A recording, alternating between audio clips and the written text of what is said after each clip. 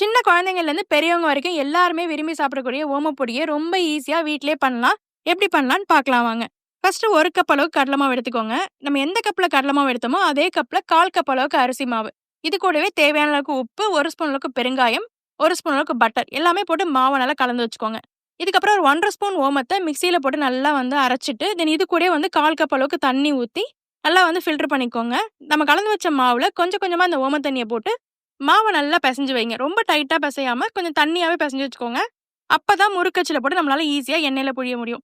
தென் மாவெல்லாம் பெசஞ்சு வச்சுட்டு, அடுப்புல கடாயில எண்ணெயுமே காய வச்சு எடுத்துக்கோங்க.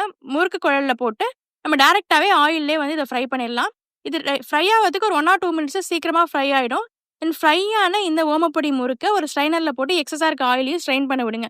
பேட்ச் பை பேட்ச்சா ரொம்ப பொறுமையா நம்ம இத ஃப்ரை பண்ணி எடுத்தோம்னா, நல்லாவே நம்ம மிக்ஸர் கடை ஸ்டைல்ல டேஸ்ட்டாவே ஓமப்பொடி ரெடி ஆயிடும். ஃபைனலா எல்லா பேட்சஸையுமே நம்ம ஃப்ரை பண்ணி எடுத்து வச்சதுக்கப்புறம், ஒரு ஃப்ளேவருக்காகவும், பார்க்கறதுக்கு கார்னிஷிங்காகவும் நம்ம ஒரு கைப்பிடி அளவுக்கு கருவேப்பிலைய எண்ணெயில ஃப்ரை பண்ணி அது மேல தூவுங்க. பார்க்கறதுக்கே செம அட்ராக்டிவா இருக்கும். இந்த சூப்பரான ஓமப்பொடிய இந்த தீபாவளிக்கு உங்க வீட்ல ட்ரை பண்ணி பார்த்துட்டு, எப்படி இருந்ததுங்கிறத கமெண்ட்ல சொல்லுங்க. இந்த வீடியோ பிடிச்சா லைக் பண்ணிக்கோங்க. சுபாஸ் பேர சப்ஸ்கிரைப் பண்ணிக்கோங்க.